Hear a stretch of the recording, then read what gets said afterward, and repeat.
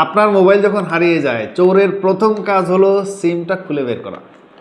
But এখন একটা setting শুধু অন করবেন, এই সেট যেখানেই থাক আপনি ওই বরাবর পৌঁছে যেতে পারবেন এবং আপনি আপনার সেটের রিংটোন নিজেই শুনতে পারবেন।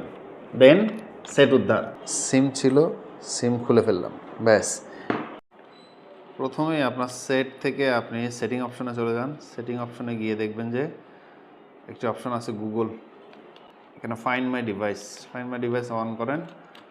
একদম সবচেয়ে উপরের অপশনটা খেয়াল করেন, ফাইন্ড ইওর অফলাইন ডিভাইস, এটা অন করেন।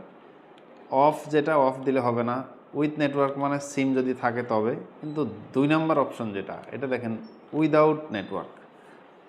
উইদাউট নেটওয়ার্কটা আপনারা দিবেন, দিয়ে ক্লোজ করে চলে যাবেন।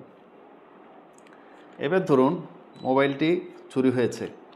চুরি হওয়ার পর আমরা সেই মোবাইলটি খুঁজতেছি, অলরেডি আপনাদেরকে দেখাইছি যে সিমটা আমরা খুলে ফেলছি। অন্য একটি ডিভাইস থেকে হারানো মোবাইলের find my device email log in করুন। খেয়াল করুন হারানো ডিভাইসটার একদম অ্যাকুরেট লোকেশন দেখাচ্ছে, সুতরাং ওই লোকেশনে গিয়ে আমাদের প্লে সাউন্ড দিতে হবে। হারানো মোবাইলটা ট্যাপ করলাম, প্লে সাউন্ড।